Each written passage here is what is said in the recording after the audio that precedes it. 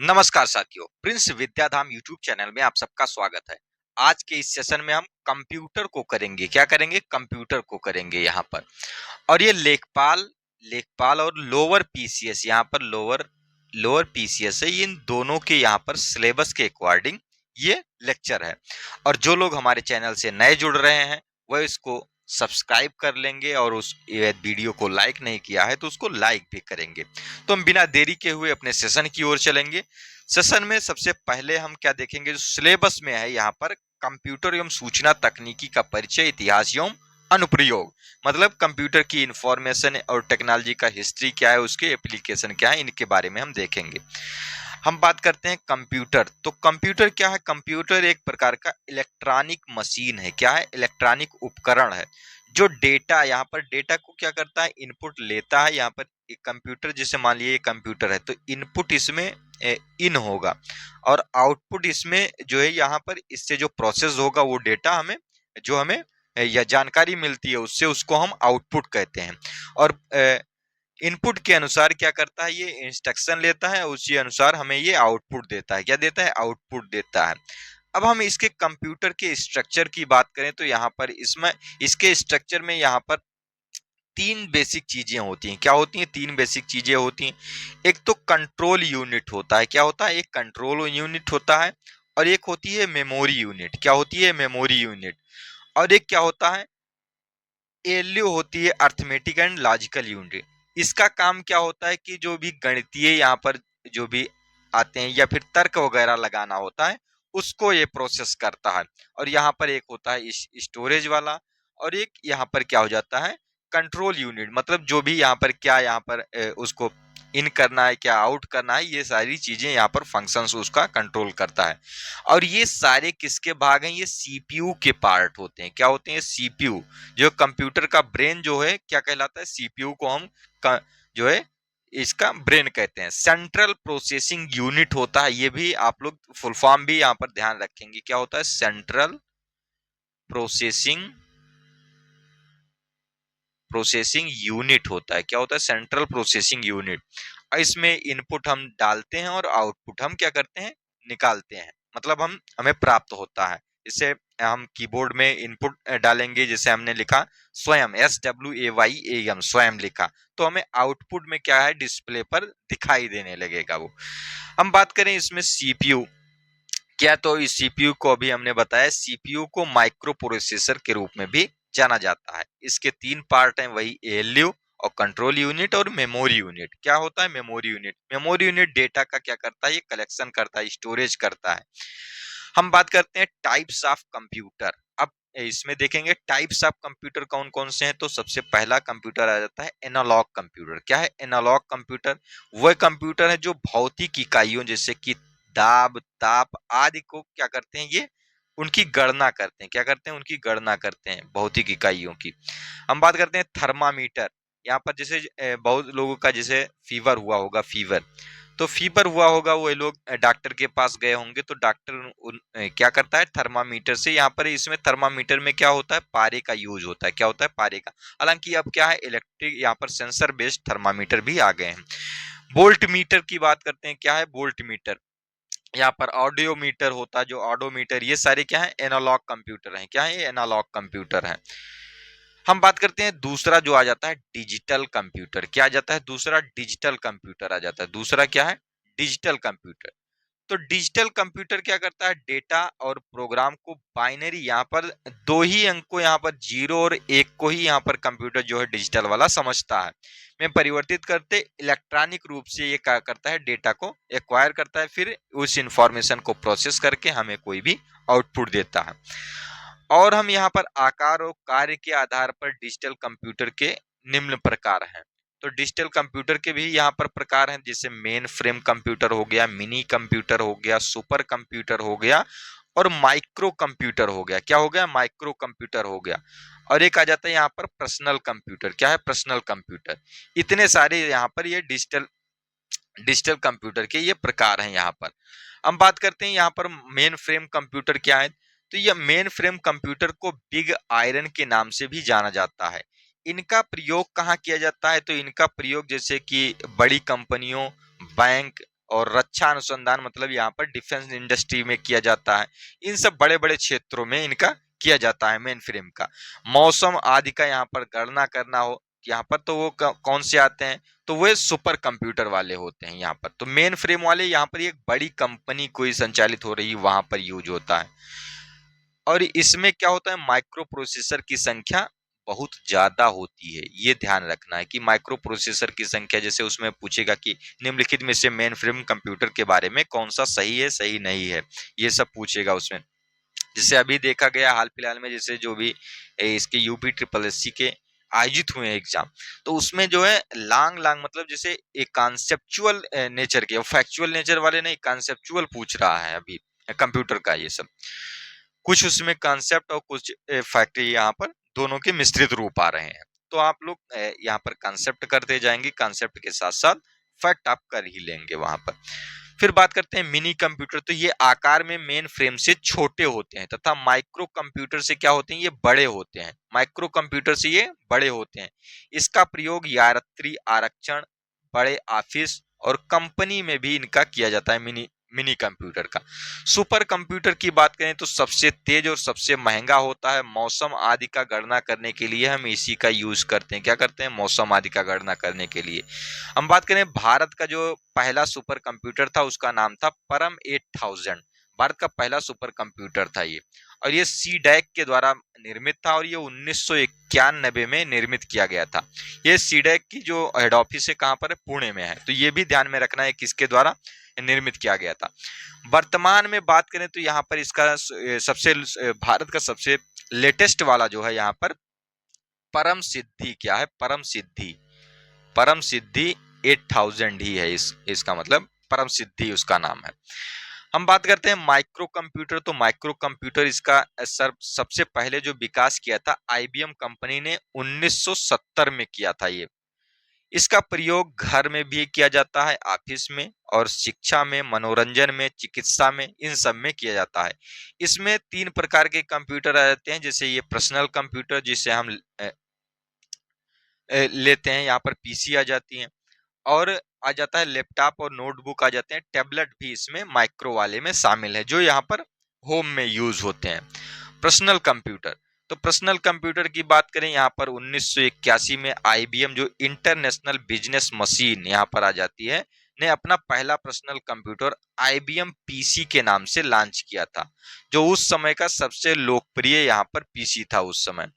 हम बात करते हैं यहाँ पर, ये विजुअल्स इसको देख सकते हैं यहाँ पर, यही इस तरीके से कुछ कंप्यूटर पहले यहाँ पर दिखाई देते थे।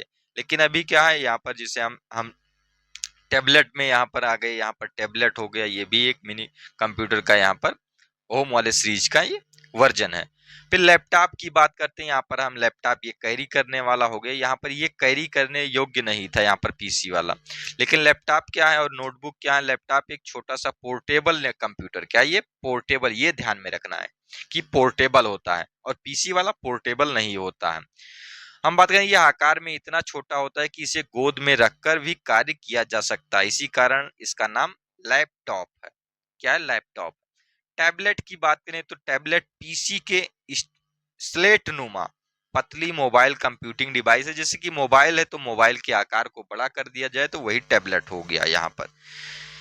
इसमें फिजिकल कीबोर्ड की जगह वर्चुअल ऑन स्क्रीन कीबोर्ड होता है। हालांकि हम इसमें फिजिकल भी ऐड कर सकते हैं। क्या, अब ऐसे ऐसे टैबलेट्स आ गए हैं कि उसमें आप कंप्यूटर के सारे चीजें यहाँ पर कर सकते हो। यहाँ पर हम बात करते हैं पॉम टॉप। तो पॉम टॉप भी यहाँ पर आ गया है। ये पर्सनल डिजिटल असिस्टेंट होता है, पीडीए इसका नाम है। एक हैंड हेल्ड कंप्यूटर है। क्या है, हैंड हेल्ड कंप्यूटर है, जिसे इसे पॉम टॉप कहा जाता है। ये लैपटॉप से भी क्या होता है, छोटा होता है। ये जेब में आसानी से इसको हम रख सकते हैं, यहाँ पर इसको हम कैरी कर सकते हैं जेब में। अब हम बात करते हैं कंप्यूटर के जो वर्जन आज तक के आए हैं, जनरेशन कौन कौन से वर्जन यहाँ पर आए हैं जनरेशन। तो सबसे पहला आता है यहाँ पर, क्या है, सबसे पहला जो यहाँ पर जनरेशन होता है, ये प्रथम पीढ़ी का कंप्यूटर जो होता है यहाँ पर, तो उसका विकास कब हुआ था, ये 1942 से 1955 में हुआ था। और सॉफ्टवेयर इसमें कौन सा यहाँ पर मशीन भाषा, यहाँ पर मशीन लैंग्वेज हुआ। और इसमें जो है ये मशीन लैंग्वेज क्या है, 2 ही नंबर को ये बाइनरी वाले को केवल प्रोसेस करती है, 0 और 1 को ही ये केवल पढ़ती है। यहाँ पर स्टोर प्रोग्राम यहाँ पर आ गया। इसमें मेमोरी किस प्रकार थी, तो इसमें मेमोरी थी पंच कार्ड पेपर टाइप लगा था। और इसके एग्जाम्पल की बात करें तो ENIAK इनैक है, इडवैक है, यूनिवैक है, यूनिवैक 1 है, यहाँ पर आ जाता है। हम बात करते हैं सेकेंड जनरेशन, तो सेकेंड जनरेशन वाला यहाँ पर प्रथम जनरेशन वाले की एक और यहाँ पर विशेषता हो जाती है। इसमें क्या यूज किया गया था, इसमें वैक्यूम ट्यूब यूज किया गया था। क्या यूज किया गया था, इसमें वैक्यूम ट्यूब का यूज किया गया था यहाँ पर डेटा के ट्रांसफर के लिए, यहाँ पर उनके कम्युनिकेशन के लिए। द्वितीय पीढ़ी वाले जो आते हैं सेकंड जनरेशन वाले, तो 1956 से 1964 तक इनका रहता है काल। और ये हाई लेवल असेंबली लैंग्वेज पर ये काम करते हैं। क्या करते हैं, हाई लेवल असेंबली लैंग्वेज पर। और बैच ऑपरेटिंग सिस्टम इसमें होता है। क्या होता है, बैच ऑपरेटिंग सिस्टम इसमें है। और इसमें मेमोरी की बात करें तो यहाँ पर मैग्नेटिक मेमोरी, मैग्नेटिक टैप आ जाता है, मैग्नेटिक डिस्क आ जाते हैं। यहाँ पर क्या आ जाते हैं, मैग्नेटिक डिस्क आ जाते हैं।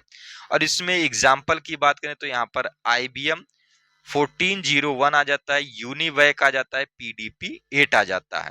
सेकेंड जनरेशन, सेकेंड जनरेशन की बात करते हैं तो यहाँ पर ट्रांजिस्टर का यूज हुआ था। क्या हुआ था, ट्रांजिस्टर। अब वैक्यूम ट्यूब से ट्रांजिस्टर की ओर शिफ्ट हो गए थे। अब थर्ड जनरेशन आता है, क्या आ जाता है, थर्ड जनरेशन। थर्ड जनरेशन की बात करते हैं तो यहाँ पर भी हाई लेवल लैंग्वेज यहाँ पर यूज हुई और स्टैंडर्डाइज ये लैंग्वेज यहाँ पर यूज हुई। टाइम शेयरिंग ऑपरेटिंग सिस्टम यहाँ पर रहा, टाइम शेयरिंग ऑपरेटिंग सिस्टम यहाँ पर रहा। और यहाँ पर जो जो स्टोरेज का सिस्टम रहा, ये मैग्नेटिक वाला, यहाँ पर मैग्नेटिक भंडारण स्टोर, यहाँ पर कैपेसिटी वाला, यहाँ पर इसको बढ़ा दिया गया, जो पहले यहाँ पर सेकंड जनरेशन में यूज हुआ था। और IBM 360 आया, ये एग्जांपल हो गया इस पर तीसरी पीढ़ी का। और PDP 11 ये हो गया तीसरी पीढ़ी का। और तीसरी पीढ़ी में क्या बात खासियत है, यहाँ पर इसमें इंटीग्रेटेड सर्किट यूज किया गया था। क्या किया गया था, इसमें IC यूज किया गया। क्या यूज किया, IC यूज किया गया। यहाँ पर हम बात करते हैं यहाँ पर चतुर्थ पीढ़ी का। तो चतुर्थ पीढ़ी के यहाँ पर टेन्योर की बात करें तो 1976 से 1989 रहता है। और ये ग्राफिकल यूजर इंटरफेस पर काम करता है। इसमें लैंग्वेज क्या है, GUI है, GUI। और इसके बात करें तो यहाँ पर यूनिक्स और सी लैंग्वेज आ जाती है। यहाँ पर सी लैंग्वेज क्या आ जाती है, सी लैंग्वेज यहीं पर इंट्रोड्यूस हो जाती है। यहाँ पर क्या है, ये सेमी कंडक्टर पर बेस्ड था। क्या था, ये सेमी कंडक्टर पर बेस्ड था ये। और IBM PC यहाँ पर आ जाता है। ये क्या आ जाता है, IBM PC ये हो जाते हैं। और XT इसका एग्जाम्पल हो जाता है। क्या हो जाता है, XT इसका एग्जाम्पल हो जाता है। हम बात करते हैं पर्सनल कंप्यूटर के लिए ऑपरेटिंग सिस्टम यहाँ पर आ गया। पांचवी पीढ़ी यहाँ पर ये, और ये लेटेस्ट है, 1990 में पांचवी पीढ़ी इंट्रोड्यूस हुई। और ये इंटरनेट तथा मल्टीमीडिया सॉफ्टवेयर यहाँ पर इससे चलता है। ये ऑप्टिकल डिस्क, यहाँ पर स्टोरेज की बात करें तो यहाँ पर ऑप्टिकल डिस्क है। और वर्चुअल मेमोरी की बात आ गई यहाँ पर। और ये यहाँ पर भंडारण की सुविधा विशाल हो गई। IBM नोट बुक की बात करें, यहाँ पर पेंटियम की बात करें, हम PC की बात करें, सुपर कंप्यूटर्स की बात करें। और ये AI मॉडल पर ये काम करता है। क्या करता है, AI मॉडल पर ये काम करता है। यहाँ पर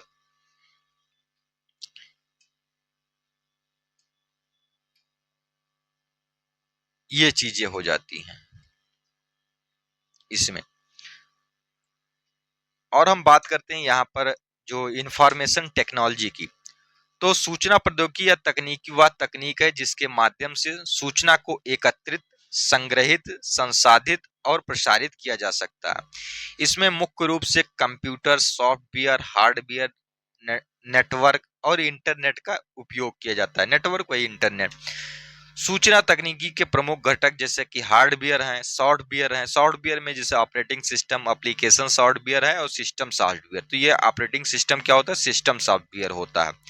जैसे MS वर्ड, MS एक्सेल और MS ऑफिस हो जाती है। क्या हो जाती है, MS ऑफिस हो जाती है। हम बात करते हैं यहाँ पर लीवर ऑफिस हो जाती है। नेटवर्क की बात करें तो लैन, मैन, वैन ये सारे हो जाते हैं। डेटा, यहाँ पर रॉ डेटा होते हैं, वहाँ यहाँ पर स्टैटिक्स होते हैं, मानव संसाधन, ये सारी चीजें यहाँ पर इंफॉर्मेटिव है केवल। अब हम यहाँ पर क्वेश्चन देखते हैं, क्या देखते हैं, क्वेश्चन देखते हैं। तो फाइबर ऑप्टिकल केबल जो आता है यहाँ पर, फाइबर ऑप्टिकल केबल के बारे में निम्नलिखित में से कौन सा कथन सही है, ये कह रहा है। और इसमें 3 ऑप्शन दे रहा है। सबसे पहला ऑप्शन आता है कि ये तांबे के माध्यम से, कह रहा है कि ये तांबे के माध्यम से विद्युत संकेतों को उपयोग करके डेटा संचारित करते हैं। तो इनका डेटा संचारित करने का यहाँ पर जो माध्यम होता है, तो ये किसी मेटल का यूज नहीं करते हैं। इसमें क्या होता है, लाइट, क्या होता है, लाइट होता है, लाइट का यूज होता है, लाइट बीम का यूज करते हैं, ये प्रकाश पुंज का यूज करते हैं। हम बात करते हैं तो ये पहला वाला गलत हो जाएगा। दूसरा की बात करें यहाँ पर, ये लंबे क्षेत्रों उच्च बैंडविड्थ संचार प्रदान करते हैं। They provide high bandwidth communication across area, बिल्कुल सही है, दूसरा सही हो जाएगा। तीसरे की बात करें, दे आर, क्या है, they are immune to electromagnetic interference, ये विद्युत चुंबकीय हस्तक्षेप से क्या होते हैं, मुक्त होते हैं। तो बिल्कुल सही है, तो दूसरा और तीसरा यहाँ पर सही हो जाएगा। लेकिन यहाँ पर जो है तीनों को सही मान लिया गया है, लेकिन ये तीनों सही नहीं है, ये चीज यहाँ पर ये गलत हो जाएगा पहला। हम बात करते हैं, ये एनम 11/1/2026 मतलब 11 जनवरी को यहाँ पर ये परीक्षा हुई थी, उसमें आया है 2026 में। अब देख लीजिए कि कंप्यूटर का लेवल क्या रहने वाला है, यही इस एक प्रश्न से आपका यहाँ पर पता लग जाना चाहिए कि कैसे यहाँ पर चीजें होने वाली हैं। हम बात करते हैं, which programming language was developed by John Backus and his team at International Business Machine IBM in 1954। 1954 में इन्होंने कौन सी लैंग्वेज डेवलप की थी, तो ये फोर्ट्रान को डेवलप किया था। इन्होंने फोर्ट्रान को डेवलप किया था। What is the base of hexadecimal number system, तो इसका हेक्साडेसिमल यहाँ पर जो आ जाता है, हेक्साडेसिमल का बेस क्या होगा, तो ये 16 हो जाएगा। हेक्सा मतलब 6 और डेसी मतलब 10, तो 6 10 क्या हो गया, 16। हम बात करते हैं यहाँ पर, ये 2025 सब लेटेस्ट वाले ही यहाँ पर कंपाइल हैं। इसमें कह रहा है, निम्नलिखित में से कौन सा विकासकर्ता प्रौद्योगिकी विकास के साथ सुमेलित नहीं है। हम बात करते हैं जॉन वॉन न्यूमैन, ये कंप्यूटर आर्किटेक्चर कहे जाते हैं, बिल्कुल सही है। हम बात करते हैं एलन ट्यूरिंग, तो डेटाबेस मैनेजमेंट से ये संबंधित नहीं है। जैक किल्वी की बात करें तो इंटीग्रेटेड सर्किट टेक्नोलॉजी से संबंधित है। और टिम बर्नर ली की बात करें तो ये डब्ल्यू जो यहाँ पर ये दिखता है, वर्ल्ड वाइड वेब टेक्नोलॉजी, इसका विकास करते हैं ये। तो यहाँ पर जो बी वाला सही हो जाएगा, क्योंकि नहीं पूछ रहा है, तो ये गलत है, ये गलत वाला राइट आंसर यहाँ पर हो जाएगा। पहली पीढ़ी के कंप्यूटर में इस्तेमाल की जाने वाली मुख्य मेमोरी डिवाइस क्या थी, तो पहली पीढ़ी के यहाँ पर जो सिस्टम था, तो उसमें कौन सी मेमोरी इस्तेमाल की जाती थी, तो ये चुंबकीय ड्रम इस्तेमाल किया जाता था। क्या किया जाता था, मैग्नेटिक ड्रम इस्तेमाल किया जाता था। हम बात करते हैं कंप्यूटर सिस्टम के दो मुख्य घटक क्या है, तो ये हार्डवेयर और सॉफ्टवेयर हो जाएंगे। कंप्यूटर का प्राथमिक उद्देश्य क्या होता है, यहाँ पर डेटा का भंडारण, स्टोरेज करना, प्रसंस्करण करना, उसको रिजुविनेट स्टोर करना, यहाँ पर ये सब होता है। कौन सा प्रोग्राम उचित भाषा में लिखे गए निर्देशों को अनुक्रम करता है, तो ये कंप्यूटर करता है ये सारी चीजें। कौन इच्छा अनुसार डेटा को स्टोर, प्रोसेस और पुनः प्राप्त कर सकता है, तो ये कंप्यूटर ये काम कर सकता है। कंप्यूटर के जनक की बात करें तो यहाँ पर चार्ल्स बेबेज माने जाते हैं। क्या, चार्ल्स बेबेज। हम बात करते हैं यहाँ पर कंप्यूटर की मूल भाषा, कंप्यूटर की मूल भाषा क्या है ये कह रहा है, तो कंप्यूटर की मूल भाषा की बात करें तो यहाँ पर मशीन लैंग्वेज कहा जाता है इसको। हम बात करें निम्न में से कौन सा पांचवी पीढ़ी के कंप्यूटर की नींव है, पांचवी पीढ़ी के कंप्यूटर की नींव की बात करें तो आर्टिफिशियल इंटेलिजेंस आ जाता है। क्या आ जाता है, आर्टिफिशियल इंटेलिजेंस आ जाता है। ट्रांजिस्टर किसका है, सेकंड का है। वैक्यूम ट्यूब किसका है, फर्स्ट का है। वैक्यूम ट्यूब किसका है, फर्स्ट का है यहाँ पर। और क्या हो जाता है, इंटीग्रेटेड सर्किट आ जाती है, ये हो जाता है थर्ड जनरेशन। फोर्थ जनरेशन की बात करते हैं तो यहाँ पर माइक्रो प्रोसेसर आ जाते हैं। क्या आ जाते हैं, micro processor.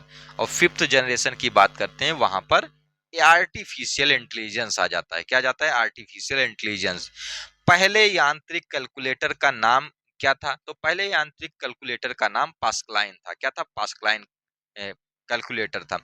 Assembly level language का इस्तेमाल कंप्यूटर की किस पीढ़ी में यहाँ पर किया जाता है? तो असेंबली लेवल लैंग्वेज यहाँ पर किस में किया जाता है? तो ये दूसरी पीढ़ी में यहाँ पर किया जाता है। निम्नलिखित में से कौन सा ऑपरेशन के आधार पर कंप्यूटर का एक प्रकार नहीं है? तो कंप्यूटर का प्रकार जैसे एनालॉग कंप्यूटर होता है, हाइब्रिड कंप्यूटर भी है, यहाँ पर डिजिटल भी है, लेकिन रिमोट कंप्यूटर कोई भी कंप्यूटर नहीं है। क्या है? रिमोट कंप्यूटर कोई भी कंप्यूटर नहीं है यहाँ पर। पहली पीढ़ी के कंप्यूटरों में क्या प्रयोग किया जाता था? तो यहाँ पर वैक्यूम ट्यूब का प्रयोग किया जाता था। क्या प्रयोग? Vacuum tube. ट्रांजिस्टर ये सेकंड में आ जाता है। यहाँ पर क्या है? ट्रांजिस्टर किसमें? सेकंड में। माइक्रो प्रोसेसर किसमें? फोर्थ में आ जाते हैं। यहाँ पर क्या है? फोर्थ में माइक्रो प्रोसेसर की बात करते हैं। कंप्यूटर की दूसरी पीढ़ी किस पर आधारित थी? तो ये ट्रांजिस्टर पर आधारित थी। किस पर? ट्रांजिस्टर पर आधारित थी। किसी कंप्यूटर किसी कंप्यूटर के सीपीयू द्वारा निष्पादित नहीं किया जाता है। क्या? निर्देश लेना, निर्देश की व्याख्या करना, डेटा को अस्थायी रूप से यहाँ पर कह रहा है ये भंडारित करना, डेटा का प्रसंस्करण संसाधन, तो ये इसका काम होता है। निर्देश यहाँ पर गाइड करने का, ये यहाँ पर ये एक्सप्लेनेशन नहीं करती है, उसको प्रोसेस कर दिया और जो यहाँ पर आपने जैसे गलत उसमें डाला है तो गलत ही प्रोसेस करके वो दे देगी रिजल्ट। अगर आपने सही डाला है तो सही प्रोसेस करके रिजल्ट दे दी। उसको एन प्रकार मतलब रिजल्ट देना ही है, आउटपुट देना ही है।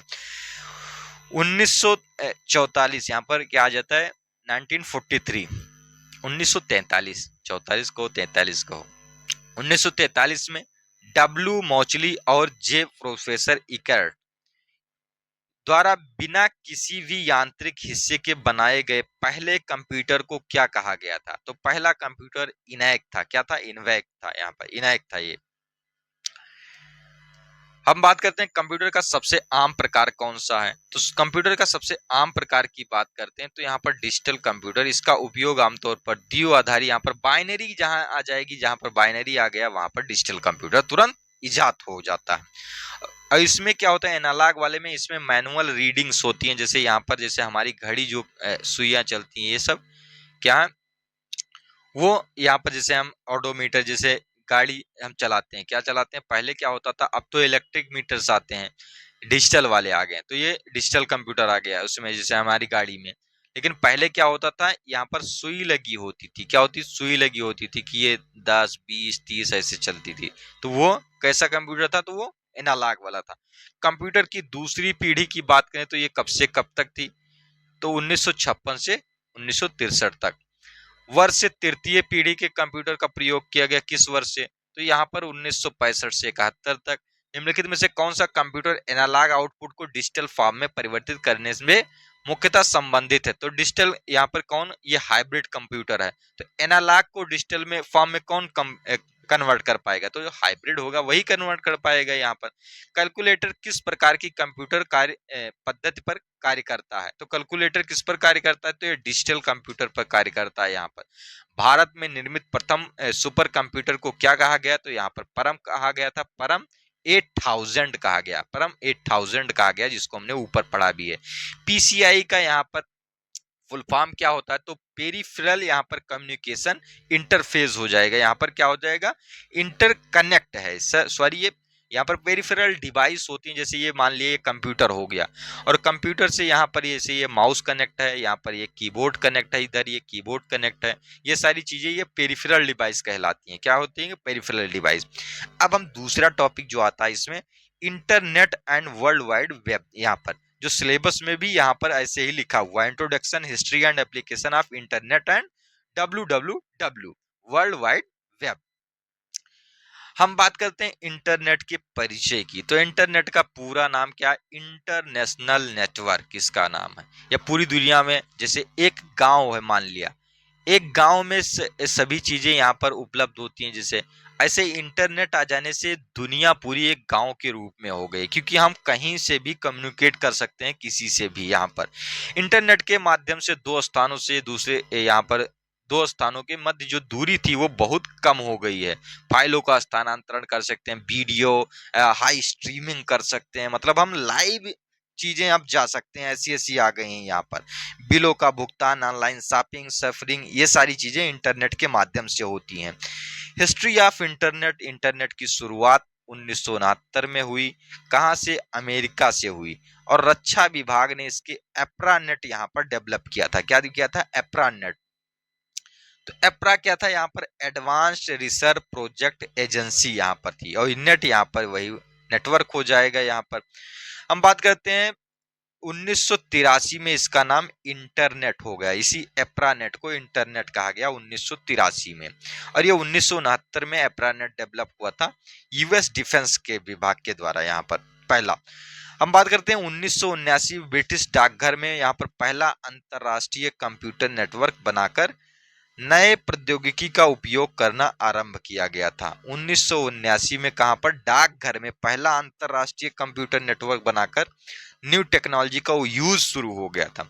इंटरनेट के जनक के रूप में हम विंड सर्फ को जानते हैं। यहाँ पर विंड सर्फ को जानते हैं क्योंकि इन्होंने टीसीपी और इंटरनेट प्रोटोकॉल जहां पर इन्होंने शुरू किया था। यहाँ पर आईपी यहाँ पर क्या होता है? Internet protocol. प्रोटोकॉल का आविष्कार किया जो आधुनिक इंटरनेट की बुनियादी तकनीक है।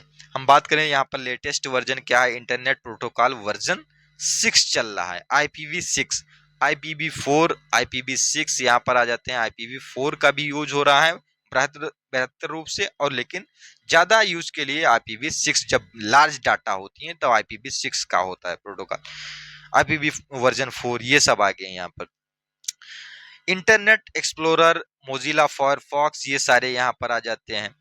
एप्लीकेशन और सॉफ्टवेयर, इंटरनेट का यूज करने के लिए एप्लीकेशन या सॉफ्टवेयर का उपयोग होता है यहाँ पर। जैसे कि इंटरनेट, यहाँ पर इंटरनेट एक्सप्लोरर यहाँ पर ई लिख कर आता है, जैसे यहाँ पर ई लिख कर आता है, ऐसे रहता है इनका सिंबल इंटरनेट एक्सप्लोरर का। ये मोजिला फायरफॉक्स, ये सर्च इंजन, ये यहाँ पर आ जाते हैं। भारत में इंटरनेट को 14 अगस्त 1995 में वीएसएनएल वीएसएनएल विदेश संचार निगम लिमिटेड द्वारा यहाँ पर लॉन्च किया गया था। विदेश संचार निगम लिमिटेड द्वारा लॉन्च किया गया था। कब? 14 अगस्त 1995 को। ये ध्यान में रखना है। अब इंटरनेट का जो आर्किटेक्चर होता है वो कैसा होता है उसको हम देख लेते हैं। तो इंटरनेट में यहाँ पर जैसे एप्लीकेशन होते हैं, जैसे एसएमटीपी और एफटीपी, फाइल ट्रांसफर प्रोटोकॉल और सिंपल मेल ट्रांसफर प्रोटोकॉल होता है यहाँ पर। और ये इंटरनेट प्रोटोकॉल हो जाता है। क्या हो जाता है? इंटरनेट प्रोटोकॉल हो जाता है। इसके 3 लेयर यहाँ पर। टीसीपी एक आ जाता है यहाँ पर। क्या जाता है? ये टीसीपी, ट्रांसमिशन कंट्रोल प्रोटोकॉल हो जाता है। टीसीपी क्या हो जाता है? ट्रांसमिशन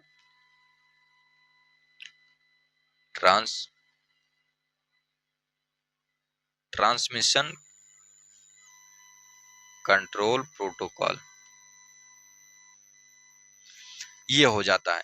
ये इंटरनेट की संरचना और डिजाइन को संदर्भित करता है, नेटवर्क को एक दूसरे से जोड़ने में मदद करता है। ये सारी चीजें, इसके 3 ही लेयर हैं यहाँ पर, ये देखना है। एप्लीकेशन लेयर में क्या है? ईमेल, रिमोट एक्सेस, यहाँ पर फाइल ट्रांसफर के लिए इंटरफेस का कार्य करती है, तथा इसमें प्रोटोकॉल जैसे कि एसएमटीपी होते हैं, एफटीपी का प्रयोग किया जाता है। ये सारे प्रोटोकॉल्स यहाँ पर यूज होते हैं।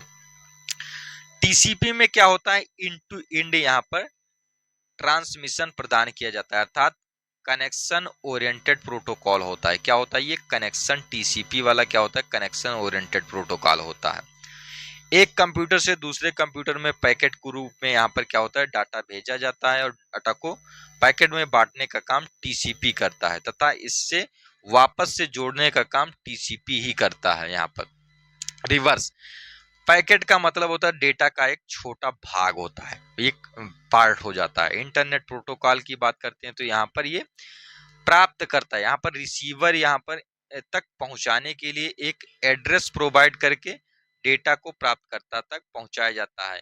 इस एड्रेस को आईपी एड्रेस के नाम से जाना जाता है। यहाँ पर ये आईपी एड्रेस ये इंटरनेट सर्विस प्रोवाइडर के द्वारा यहाँ पर जनरेट होता है। ये इंटरनेट सर्विस प्रोवाइडर, आईएसपी का फुल फॉर्म जिसे पूछ सकता है आपसे, इंटरनेट सर्विस प्रोवाइडर।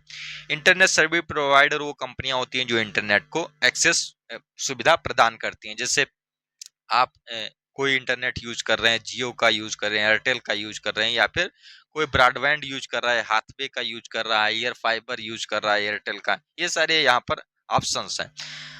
आईएसपी का चयन करना, आईएसपी के द्वारा प्रदान की गई सेवाओं की क्वालिटी और रिलायबिलिटी किसी सेवा के रूप में अत्यधिक अस्थिर होती है। यहाँ पर आईएसपी क्या है, यहाँ पर जैसे बीएसएनएल है, जियो है, एमटीएनएल है, भारती एयरटेल है, सिफी ब्रॉडबैंड है, यहाँ पर एचएफसीएल है, यहाँ पर हाथवे केबल है। ये सारी चीजें यहाँ पर इंटरनेट सर्विस प्रोवाइडर हैं। ये इंटरनेट का यूज क्या है, हम पढ़ाई लिखाई में भी यूज करते हैं, हम डिफेंस में भी यूज करते हैं, हम यहाँ पर साइंस टेक्नोलॉजी में भी यूज करते हैं। ईमेल यहाँ पर मैसेजेस को यहाँ पर हम प्राप्त करने, यहाँ पर मैसेजेस को भेजने, रिसीव करने, इन सब में यूज होता है।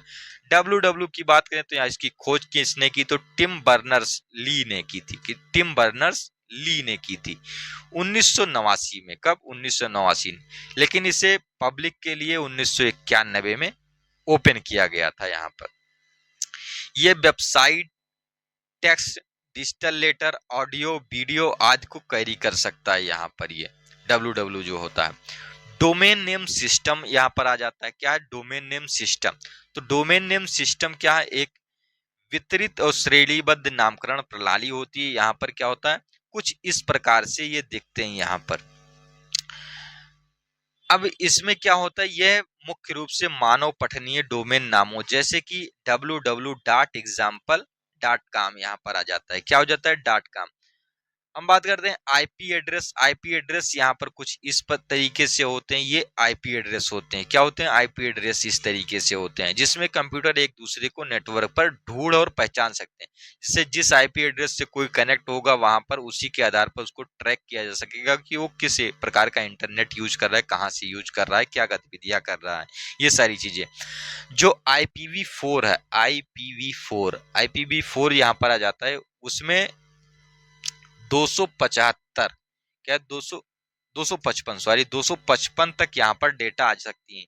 और इनको 4 के यहाँ पर ये जैसे डाट के माध्यम से एक हो गया, एक बंडल ये हो गया, एक बंडल ये हो गया, एक बंडल ये, एक बंडल ये, तो 4 पार्ट होते हैं इनके। जैसे जो यहाँ पर प्रोटोकॉल ये होती है IPv4, और इसको 255 से अधिक मतलब 300 अगर है तो ये IPv4 नहीं है, इसको IPv4 नहीं माना जाएगा। लेकिन इससे नीचे जो भी डाटा रहेंगे तो उनको IPv4 माना जाता है। हम बात करते हैं URI, यहाँ पर URL जो होता है, यहाँ पर URL, तो URL का फुल फॉर्म क्या होता है? यूनिफॉर्म रिसोर्स लोकेटर होता है। ये आपके लिए सफिशियंट है। URL को ऐसे लिखा जाता है, इसमें क्या होता है? प्रोटोकॉल पहले होते हैं, फिर होस्ट नेम होता है, फिर अदर इंफॉर्मेशन यहाँ पर दी जाती है। हम बात करते हैं सर्च इंजन। तो सर्च इंजन में यहाँ पर आप देख लेंगे एग्जाम्पल ही आपसे पूछेगा निम्नलिखित में से कौन सा सर्च इंजन है, कौन सा नहीं है। जिससे हम बात करें गूगल सर्च इंजन है, याहू है, बिंग हो जाता है, ये माइक्रोसॉफ्ट का है, ask.com हो जाता है, यहाँ पर डक हो जाता है। क्या हो जाता है? डक हो जाता है। ये क्या है? सर्च इंजन है। ये सारे क्या है? ये सर्च इंजन है। हम बात करते हैं वेब ब्राउजर की। तो वेब ब्राउजर में भी आपको क्या करेगा, ये जो है इसमें भी एग्जाम्पल ही पूछेगा कि निम्नलिखित में से कौन से वेब ब्राउजर हैं और वेब ब्राउजर नहीं है। वेब ब्राउजर के प्रकार में हम टेक्स्ट पर आधारित यहाँ पर वेब ब्राउजर होते हैं और कुछ ग्राफिक्स पर आधारित भी वेब ब्राउजर होते हैं। टेक्स्ट वाले की बात करते हैं तो ये केवल टेक्स्ट का सपोर्ट करते हैं, किसी ग्राफिक्स इमेज आइकन को नहीं दिखाते हैं।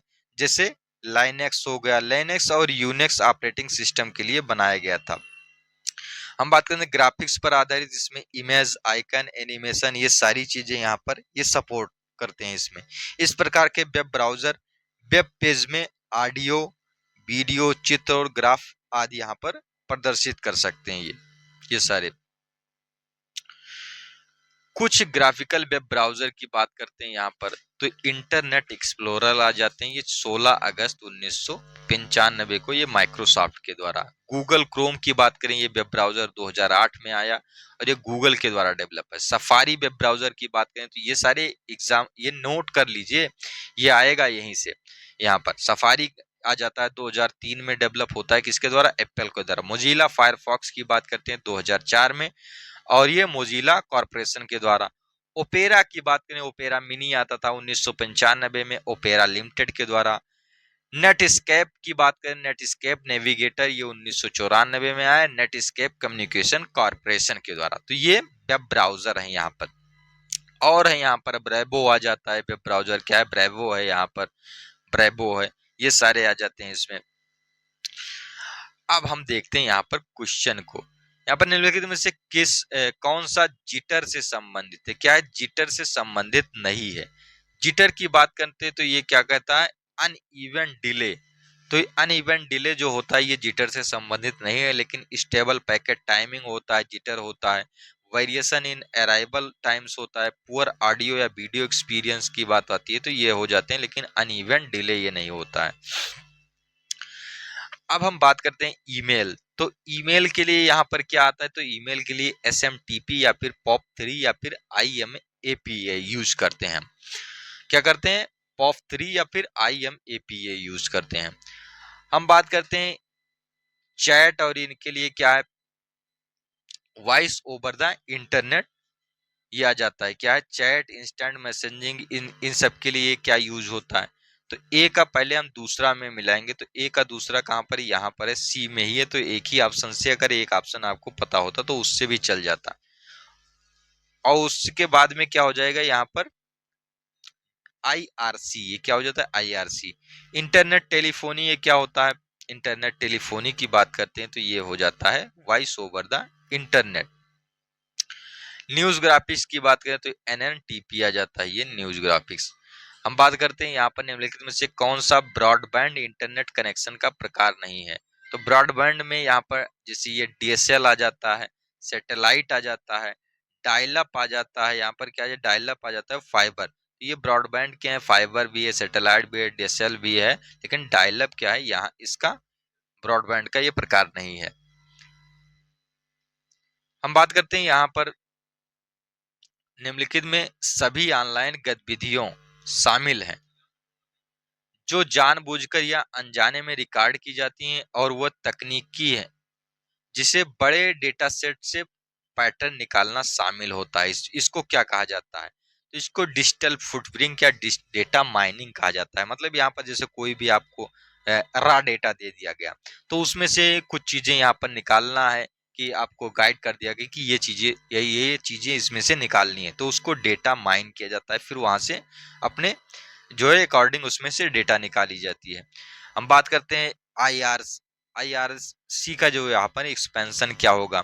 तो IRC का एक्सपेंशन क्या हो जाता है? यहाँ पर इंटरनेट क्या होता है? इंटरनेट रिले चैट होता है। क्या होता है? Internet relay chat. ये भी हमने देखा था कि चैट और मैसेजिंग इन सब के लिए कौन सा आता है, तो ये इंटरनेट रिले चैट आ जाता है। क्या? Internet relay chat. हम बात करते हैं कौन सा शब्द उन नेटवर्क को संदर्भित करता है जो आंतरिक उपयोग के बड़े नेटवर्क को छोटे खंडों में विभाजित करने से उत्पन्न होते हैं। तो यहाँ पर क्या उनको क्या कहा जाता है? उनको कहा जाता है सबनेट कहा जाता है। क्या कहा जाता है? सबनेट कहा जाता है। जो लार्ज नेटवर्क को स्मॉलर सेगमेंट्स में क्या करते हैं? डिवाइड करते हैं, उनको हम क्या कहते हैं? सबनेट कहते हैं।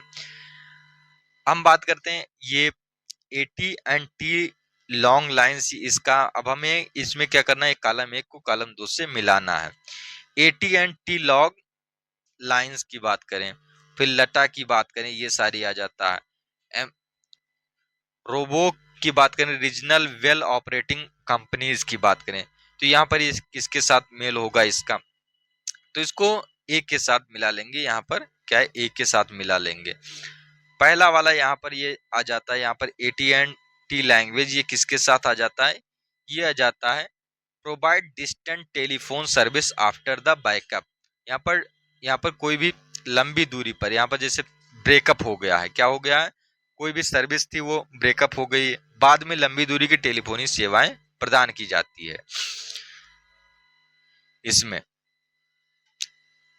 और ये क्या है? यहाँ पर regional well operating companies. Regional well operating companies क्या होती है? यहाँ पर regional companies created after AT&T टीज ब्रेकअप होती हैं ये सारे आ जाते हैं इसमें। लोकल एरिया ट्रांसपोर्ट एरिया, ये क्या है? लोकल एक्सेस ट्रांसपोर्ट एरिया जो है ये क्या होता है?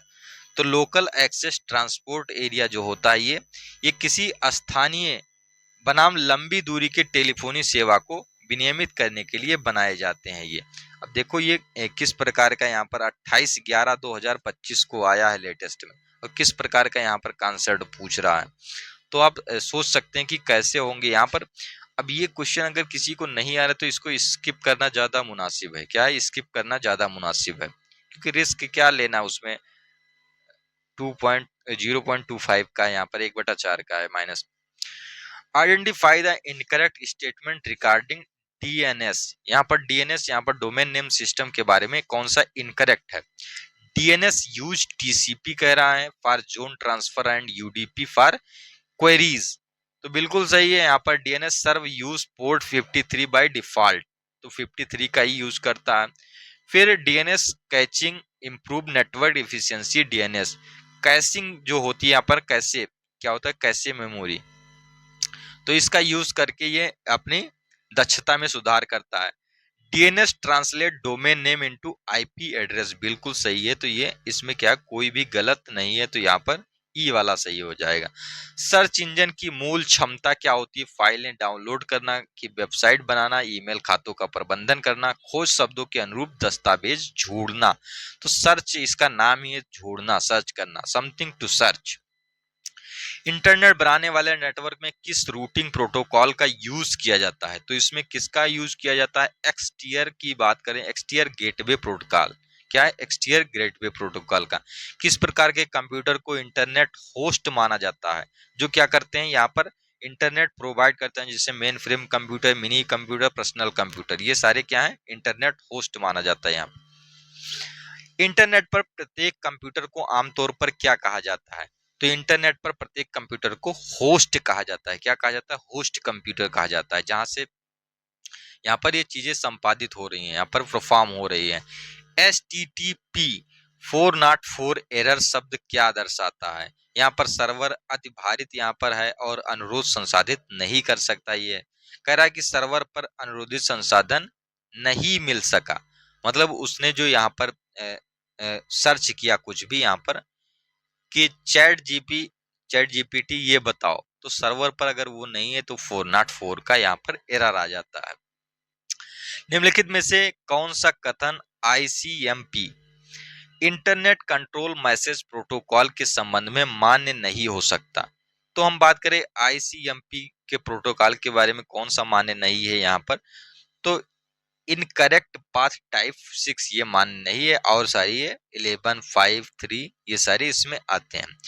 वर्ल्ड वाइड वेब के आविष्कारक कौन है। तो टिम बर्नर्स ली आ जाते हैं। क्या आ जाते हैं, टिम बर्नर्स ली। डीएनएस का मतलब क्या होता है, डोमेन नेम सिस्टम होता है। क्या होता है, डोमेन नेम सिस्टम हो जाता है।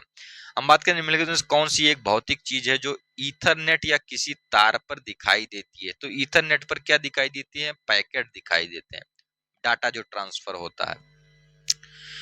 जो आपको आपके पीसी से आईएसपी तक सीधी लाइन के बिना इंटरनेट से कनेक्ट करा दे, उसको क्या कहा जाता है, हम वाईफाई कहते हैं, वायरलेस नेटवर्क, या फिर वायरलेस फिडेलिटी होता है, वायरलेस फिडेलिटी होती है ये। डीएनएस के बारे में निम्नलिखित में से कौन सा कथन सत्य है। तो डीएनएस क्या करता है, यहाँ पर डीएनएस अनन्य रूप से IPv6 पर चलता है, ये कह रहा है।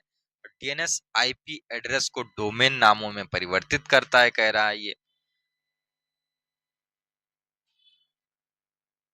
तो बिल्कुल सही है, डीएनएस क्या करता है, ये इस पर अनन्य रूप से, कह रहा है डीएनएस अनन्य रूप से IPv6 पर चलता है। तो बिल्कुल नहीं, ये डीएनएस IPv6 पर तो चलता ही है, IPv4 पर भी, वर्जन 4 पर भी चलता है, उससे पहले जो वर्जन थे उस पर भी। DNS local network host name का समाधान नहीं कर सकता, बिल्कुल गलत है।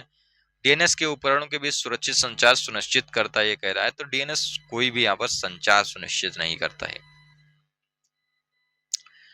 वर्ल्ड वाइड वेब को किस वर्ष इसको यहाँ पर सर्व प्रचलित किया गया था। तो 1991 में किया गया था। कंप्यूटर माउस का आविष्कार किसने किया था।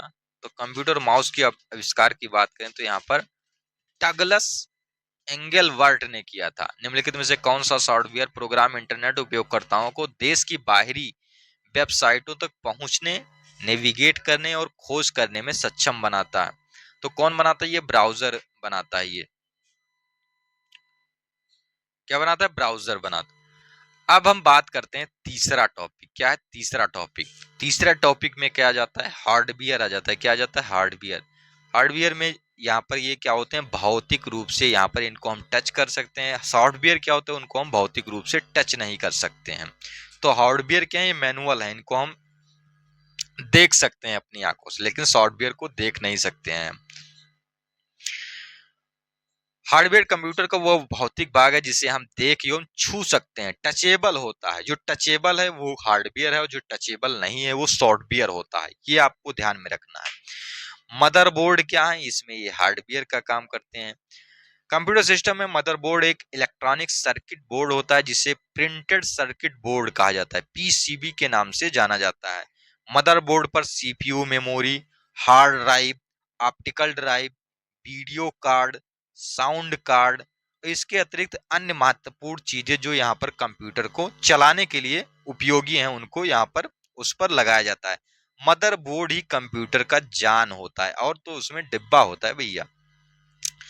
सेंट्रल प्रोसेसिंग यूनिट की बात करें तो सीपीयू, इसको क्या कहा जाता है? CPU, central processing unit computer system का प्रमुख हार्डवेयर भाग है। क्या है ये? सॉफ्टवेयर नहीं है। सीपीयू क्या है? सॉफ्टवेयर नहीं, हार्डवेयर भाग है जो सॉफ्टवेयर तथा हार्डवेयर द्वारा प्राप्त निर्देशों का पालन करता है। इसका प्रमुख कार्य प्रोग्राम को चलाना है तथा अन्य हार्डवेयर कंपोनेंट जैसे मेमोरी, कीबोर्ड तथा प्रिंटर आदि के कार्य को कंट्रोल करना है।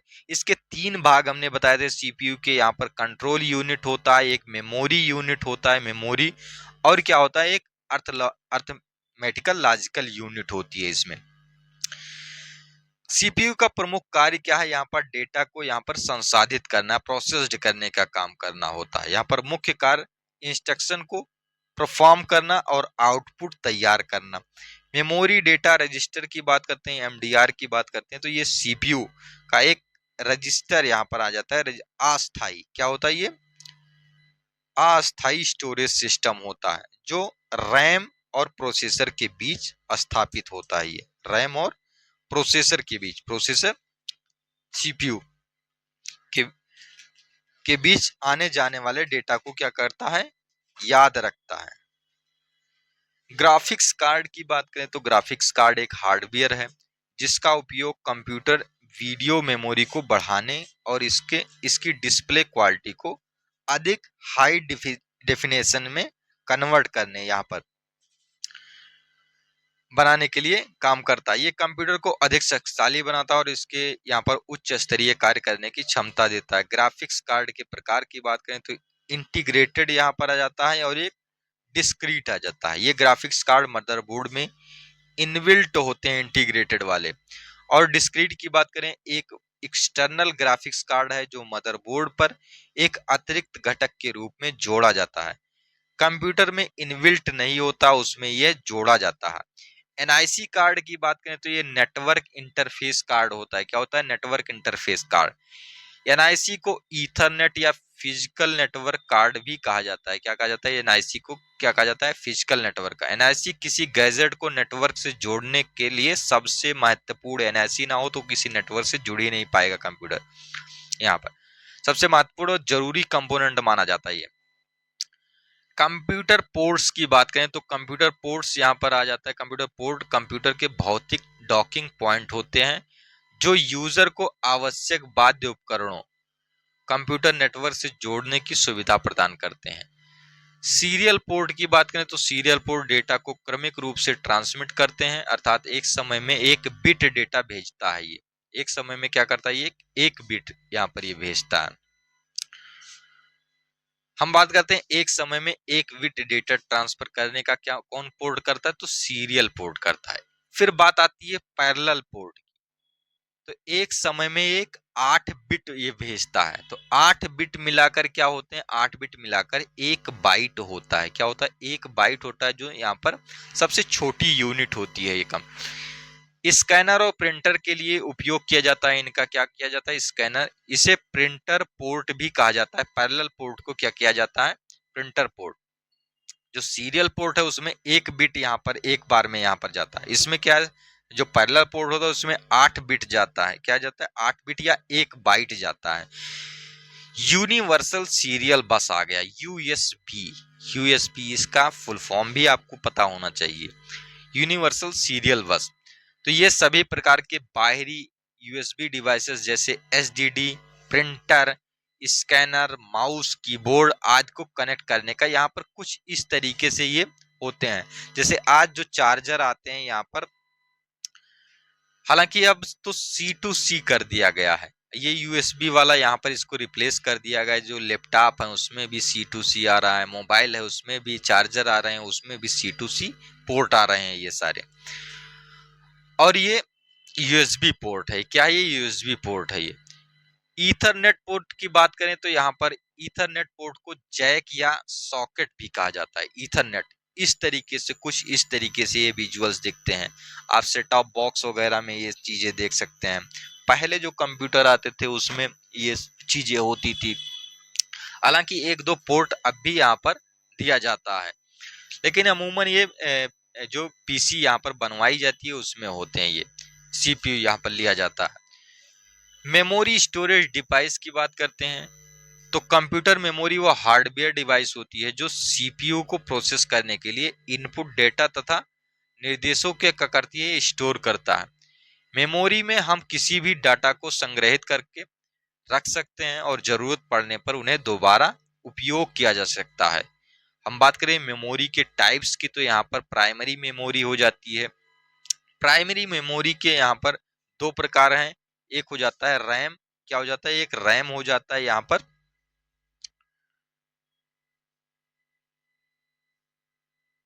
रैम एक क्या है, वोलाटाइल मेमोरी है। यहाँ पर जैसे वोलाटाइल मेमोरी वह होती है जहाँ पर सप्लाई, जैसे कनेक्ट यहाँ पर सप्लाई काट दिया जाए, मतलब अलग इलेक्ट्रिसिटी सप्लाई जो होती है वो बंद हो जाती है तो यहाँ पर डेटा लॉस हो जाता है, तो वो वोलेटाइल होती है।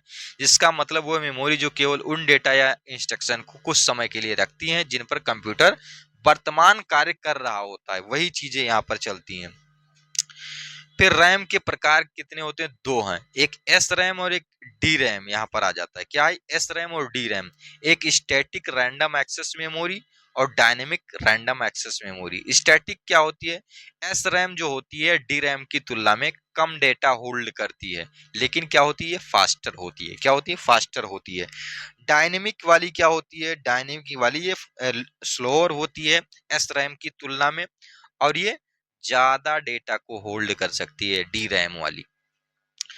रोम की बात करते हैं तो यहाँ पर जैसे जो ये मेमोरी, यहाँ पर जो प्राइमरी मेमोरी में एक रैम था एक रोम था, तो रोम क्या है, ये नॉन वोलाटाइल है, मतलब यहाँ पर इसके जो स्टोरेज है ये डाटा क्या रहते हैं इसमें परमानेंटली स्टोर रहते हैं रोम वाले में। तो रोम का पूरा नाम क्या है, रीड ओनली मेमोरी। इसका मतलब है मेमोरी को सिर्फ रीड किया जा सकता है, मतलब उसमें कोई भी चेंजेस नहीं किया जा सकेगा, लेकिन कोई डाटा स्टोर नहीं कर सकते। इस मेमोरी में डाटा सिर्फ एक ही बार स्टोर होता है, दोबारा इसे डिलीट या स्टोर नहीं कर सकते हैं। यहाँ पर जैसे एक बार जैसे डाल दिया गया तो उस डाटा को हम दोबारा यहाँ पर उसमें नहीं कर सकते हैं, एक बार यहाँ पर वन टाइम ये होती है। सेकेंडरी मेमोरी की बात करें तो सेकेंडरी मेमोरी क्या होती है, एक्सटर्नल मेमोरी या एक्सोलरी स्टोरेज इसको हम कहते हैं।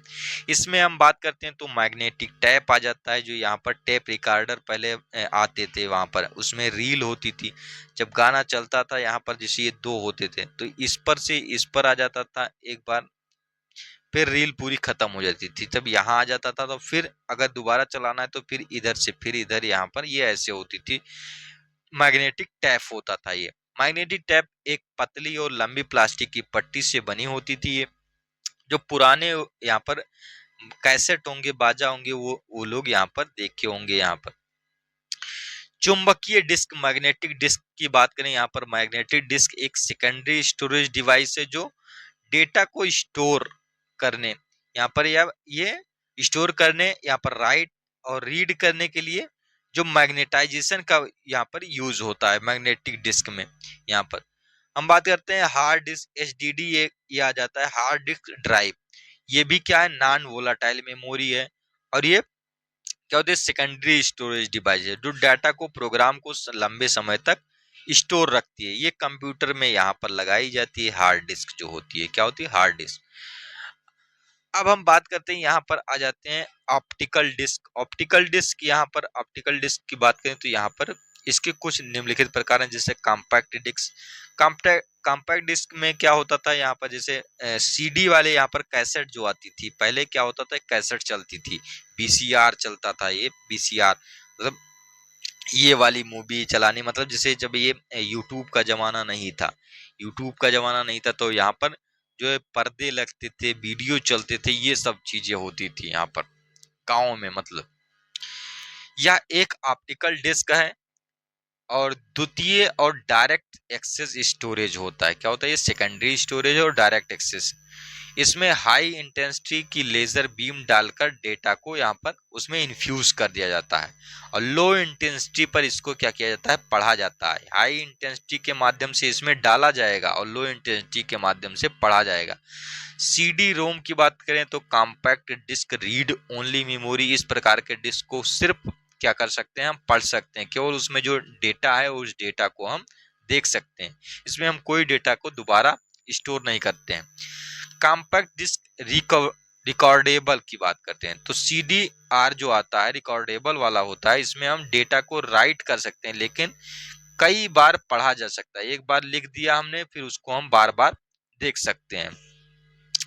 कॉम्पैक्ट डिस्क की बात करें, यहाँ पर CDRW की कॉम्पैक्ट डिस्क रीड राइट, तो इस प्रकार के डिस्क में हम डेटा को खत्म करके दोबारा से स्टोर यहाँ पर राइट कर सकते हैं और पढ़ सकते हैं, यहाँ पर रीड और राइट कर सकते हैं।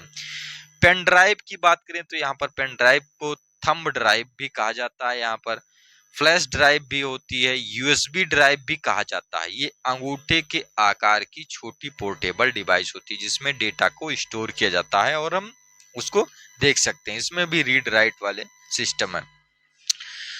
सॉलिड स्टेट ड्राइव SSD आ गया। अब ये क्या आ गया, एक SSD आ गया। तो SSD की जब हम बात करते हैं तो SSD क्या है, यहाँ पर ये सबसे फास्टर है यहाँ पर। तो ये भी क्या है, सेकेंडरी स्टोरेज सिस्टम है, और ये HSD से ज्यादा भी है। ये जो हार्ड डिस्क ड्राइव थी उससे ज्यादा ये फास्टर है, महंगा भी है। क्या है, फास्टर होने के साथ साथ ये कंप्यूटर का जो ऑपरेटिंग सिस्टम है, यहाँ पर कंप्यूटर को प्रोसेस करने का सिस्टम है, उसको तेज कर देता है। डेटा को स्टोर करने की प्रक्रिया तेज होती है इसमें, तो कंप्यूटर हमारा जल्दी परफॉर्म करता है। इसमें फ्लैश मेमोरी का उपयोग किया जाता है। इसके उपयोग से कंप्यूटर की गति थोड़ी बढ़ जाती है। HDD की तरह इसमें भी डेटा को इच्छा अनुसार लंबे समय तक स्टोर कर सकते हैं। अब आजकल जो कंप्यूटर लैपटॉप आते हैं, वो क्या होते हैं, HDD से ही आते हैं, HDD स्टोरेज ही उसमें होता है। HDD वाला अब यूज कोई ना करता है, HDD वाला नहीं यूज करता है, लेकिन बाहर से अगर कोई लगवाना चाहे तो लगवा सकता है उसमें। वर्चुअल मेमोरी की बात करते हैं तो वर्चुअल मेमोरी एक प्रकार का मेमोरी मैनेजमेंट टेक्निक है, जो हार्ड डिस्क के खाली जगह में होती है। क्या होती है, हार्ड डिस्क के खाली जगह में। अब हम मेमोरी की यूनिट्स की बात कर लें तो एक बाइट यहाँ पर बात करते हैं, और 8 बिट के बराबर होता है। सबसे छोटा यूनिट ये है, और ये 2 निबल। तो सबसे छोटे की बात करें तो निब्बल आता है। क्या आता है, निब्बल। क्या होता है, 2 निब्बल बराबर, 2 निब्बल की बात करें तो 1 बाइट के बराबर हो गया। और क्या हो गया, 1 बाइट के बराबर हो गया। ये 1 बाइट बराबर 2 निब्बल हो जाता है। क्या हो जाता है, 2 निब्बल। और 1 केबी, तो 1 केबी कितने बाइट के बराबर, 1024 बाइट के बराबर हो जाता है। 1 एमबी की बात करें तो 1024 किलो बाइट यहाँ पर केबी के बराबर हो जाता है। 1 जीबी की बात करें तो 1024 एमबी के बराबर है, मेगाबाइट के बराबर टेराबाइट। तो यहाँ पर 1024 गीगाबाइट के बराबर। 1 पेटाबाइट की बात करें तो यहाँ पर 1024 टेराबाइट के बराबर हो। 1 एक्साबाइट की बात करें या फिर यहाँ पर 1024 पेटाबाइट, या फिर हम एक्साबाइट को हम जीटाबाइट भी कहते हैं, एक्स से भी कहीं मिलता है लिखा। अगर ये यूनिट को यहाँ पर जैसे ऑर्डर में लगाने के लिए आ जाए तो यहाँ पर क्या हो जाएगा, निब्बल हो जाएगा। क्या हो जाएगा, निब्बल। फिर बाइट, क्या हो गया, बाइट। फिर किलो बाइट, क्या हो गया, किलो बाइट। फिर मेगा बाइट, फिर गीगा बाइट, फिर टेरा बाइट, फिर उसके बाद में पेटा बाइट, फिर एक्सा बाइट, या फिर हम जीटा बाइट इसको कहते हैं। क्या कहते हैं, जीटा बाइट कहते हैं। ऐसे ऐसे ये चला है यहाँ पर। क्या है, ऐसे ऐसे ये चला है। इस तरीके से। अब हम बात करते हैं यहाँ पर इसके कुछ क्वेश्चंस के बारे में। तो क्वेश्चन में हम देखते हैं यूएसबी का स्टैंड क्या होगा, यहाँ पर इसका फुल फॉर्म क्या होगा, और ये 19/1/2025 में आया है। तो इसका क्या होता है, अभी हमने ऊपर ही बताया था, यूनिवर्सल सीरियल बस होता है। क्या होता है? यूनिवर्सल सीरियल बस। जीपीयू की बात करें तो यहाँ पर ये क्या हो जाएगा, इसका फुल फॉर्म। रैम की फुल फॉर्म की बात करें, या फिर रैम का के बारे में यहाँ पर ये पूछ रहा है, फुल फॉर्म सॉरी नहीं पूछ रहा है ये।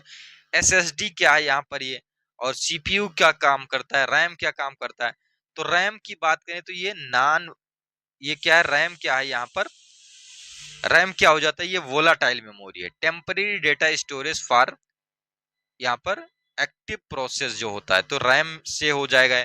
एसडीडी की बात करें तो यहाँ पर ये सेकेंडरी स्टोरेज सिस्टम है, नॉन वोलाटाइल स्टोरेज और परमानेंट डेटा यहाँ पर स्टोर होता है। सीपीयू की बात करें तो यहाँ पर ये dedicated processing of graphics and visual data ये हो जाता है। ये एग्जीक्यूट इंस्ट्रक्शन एंड प्रोसेस, ये सीपीयू वाला दूसरे में जाएगा और ये ए वाला यहाँ पर तीसरे में आएगा। तो ए का 3 और 1, 3 1 और क्या हो जाएगा 4, और क्या हो जाएगा यहाँ पर 2, 3 1 4 2 यहाँ पर जो मिल जाए यहाँ पर पहला ही आ जाता है, 3 1 4 2 ये हो जाता है। हम बात करते हैं यहाँ पर किलोबाइट। तो किलोबाइट यहाँ पर ये किसके बराबर, तो 1000 बाइट के बराबर है। यहाँ पर इकाइयों को सही मिलान करना है यहाँ पर। और यहाँ पर गीगाबाइट किसके बराबर, 1 जीबी 1024 MB के बराबर, बिल्कुल सही है। फिर टेराबाइट की बात करता है, ये क्या करता है, ये टेराबाइट की बात करता है यहाँ पर। तो ये टेराबाइट किसके बराबर है यहाँ पर, तो ए मेगाबाइट किसके बराबर हो जाएगा, तो MB किसके बराबर, 1024 KB के बराबर। तो डी का तीसरा हो जाएगा और ये सी का चौथा हो जाएगा, डी का तीसरा, सी का चौथा, और बी का क्या हो जाएगा, बी का दूसरा, ए का पहला है। यहाँ पर क्या है, ए का पहला है। हम बात करते हैं यहाँ पर, which of the following statement about computer memory is incorrect, computer memory के बारे में कौन सा इनकरेक्ट है। कह रहा है इसमें D RAM need to be reinforce refreshed periodically to retain data, ये कह रहा है। डी रैम को क्या कर रहा है, पीरियडिकली क्या करना पड़ता है, रिफ्रेश करना पड़ता है, बिल्कुल सही है। रोम परमानेंटली स्टोर फर्मवेयर इंस्ट्रक्शन, रोम परमानेंटली स्टोर करता है, लेकिन प्राइमरी स्टोरेज सिस्टम ही है। एस रैम की बात करें तो ये फास्टर होता है but more expensive than D RAM. कैसे मेमोरी स्लोवर, कह रहा है ये कैसे मेमोरी जो है slower but cheaper than RAM, बिल्कुल गलत है। कैसे मेमोरी क्या होता है, स्लोवर नहीं होता, ये फास्टर होता है। कैसे के कारण क्या होती है, हमारा कंप्यूटर सिस्टम अच्छा चलता है ये। तो यहाँ पर क्या हो जाएगा, ये 1 petabyte, 1 petabyte equal 1024 unit of which of the following. तो ये किसके बराबर हो जाएगा, ये पेटाबाइट किसके बराबर हो जाएगा, ये टेराबाइट के हो जाएगा।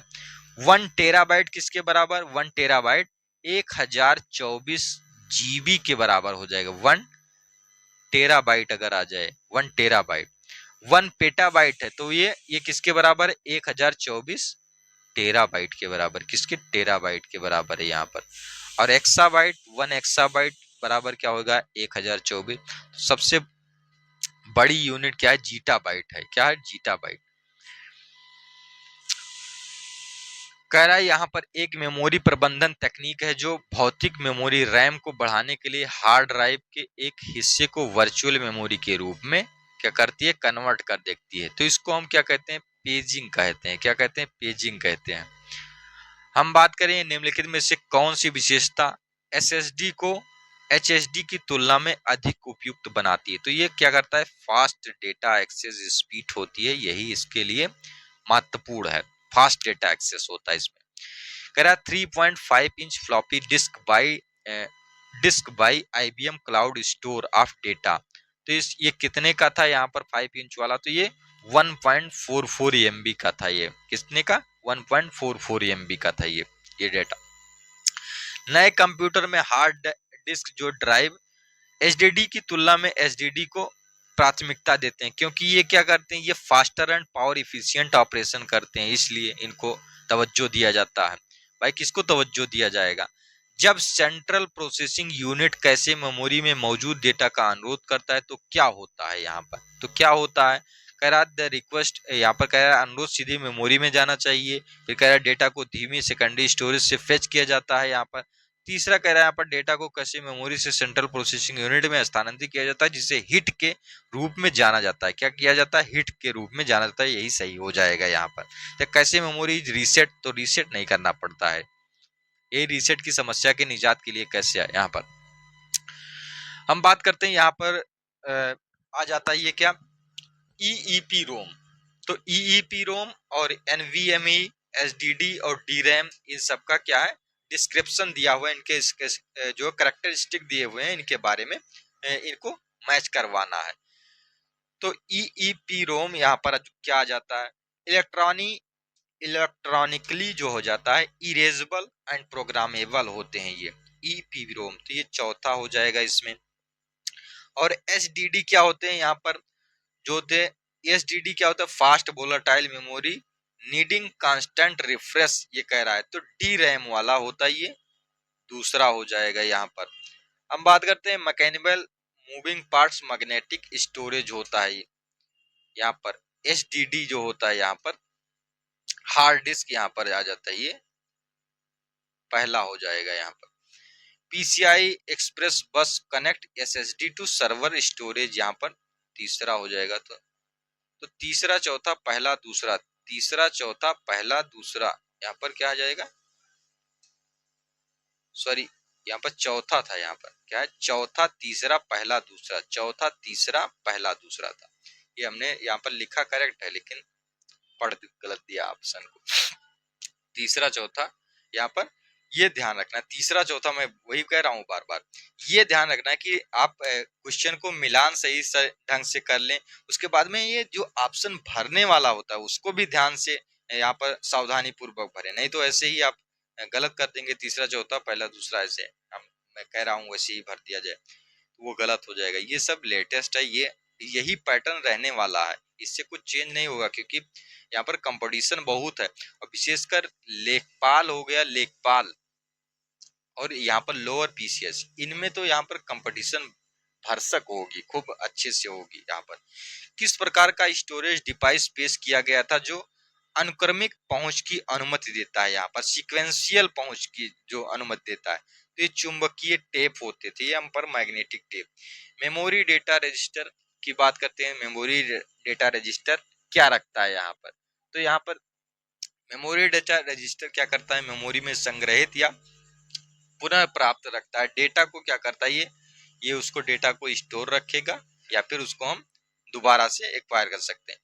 आधुनिक कंप्यूटर में फर्मवेयर के लिए प्राथमिक भंडारण माध्यम के रूप में किस प्रकार की मेमोरी का सामान्यतः सबसे अधिक उपयोग किया जाता है, तो किस प्रकार की मेमोरी का उपयोग इसमें किया जा रहा है, ये फ्लैश मेमोरी यहाँ पर एसटीडी यहाँ पर जो आती है, यहाँ पर जो आ जाती है यहाँ पर। हम बात करते हैं संक्षिप्त नाम यूएसबी, अब पहला क्वेश्चन भी था यहाँ पर, ये अंतिम क्वेश्चन भी यूएसबी, हालांकि यही क्वेश्चन ऊपर भी था मे बी। यूनिवर्सल सीरियल बस इसका नाम है, क्या नाम है, यूनिवर्सल सीरियल बस।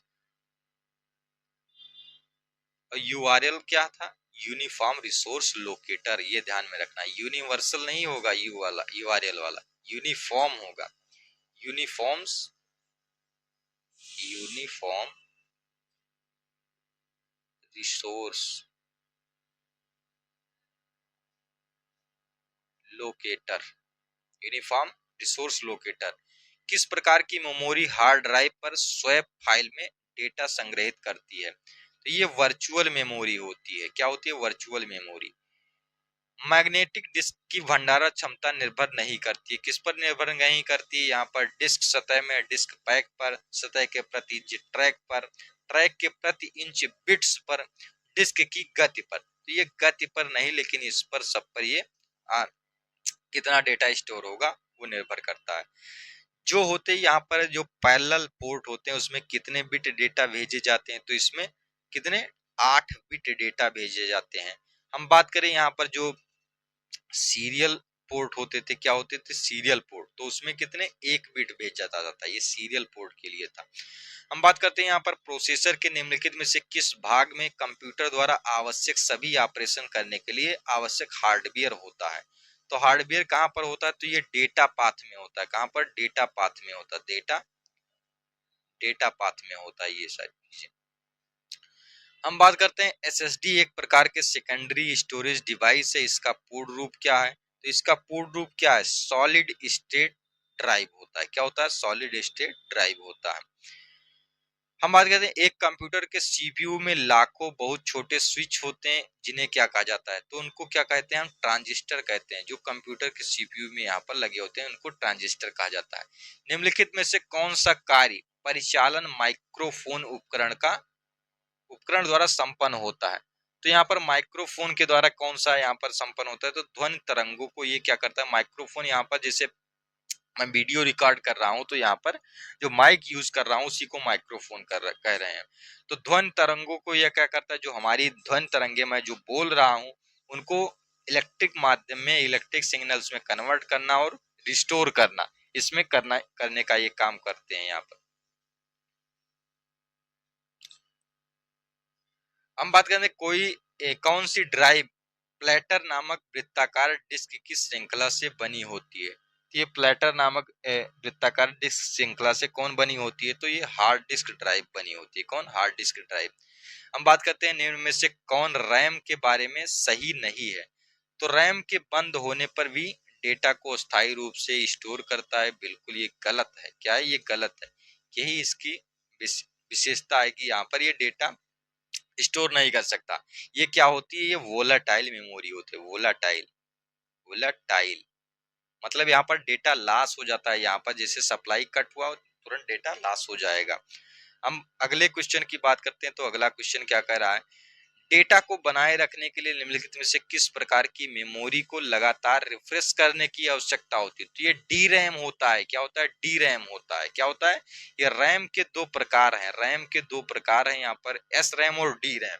तो एस रैम वाला ज्यादा फास्टर होता है, लेकिन यहाँ पर ये ज्यादा डेटा को यहाँ पर स्टोर नहीं कर सकता। लेकिन डी रैम वाला क्या होता है, कम फास्टर होता है लेकिन डेटा को ज्यादा रिस्टोर कर सकता है यहाँ पर, लेकिन बार बार इसको रिफ्रेश करने की आवश्यकता होती है। निम्नलिखित में से कौन सी मेमोरी मुख्य रूप से अर्धचालकों पर आधारित नहीं है। तो कौन सी मेमोरी अर्धचालकों पर आधारित नहीं है, तो ये सेकेंडरी मेमोरी होती है, वो सेमीकंडक्टर्स पर नहीं बेस्ड है यहाँ पर। निम्नलिखित में से एक प्राइमरी स्टोरेज डिवाइस है। क्या है, प्राइमरी स्टोरेज डिवाइस है। तो आज की क्लास को हम लोग यहीं पर रोकते हैं और नेक्स्ट सेशन में हम लोग सॉफ्टवेयर से करेंगे। क्या है, हमने हार्डवेयर तक यहाँ पर कंप्लीट कर लिया है। क्या कर लिया है, हार्डवेयर तक कंप्लीट कर लिया है। और आशा करता हूँ ये वीडियो आप लोगों को पसंद आई होगी। ये पसंद आई तो लाइक, सब्सक्राइब और शेयर जरूर करें। भाई मैंने बीच में कहीं नहीं बोला है कि इसको शेयर करें, लेकिन आप लोग इसको शेयर करते हैं तो हमें भी लाभ होगा और आपको तो लाभ हो ही रहा है। तो इसी के साथ आपके साथ हम विदा लेते हैं और नेक्स्ट सेशन में जल्द ही मिलेंगे। धन्यवाद।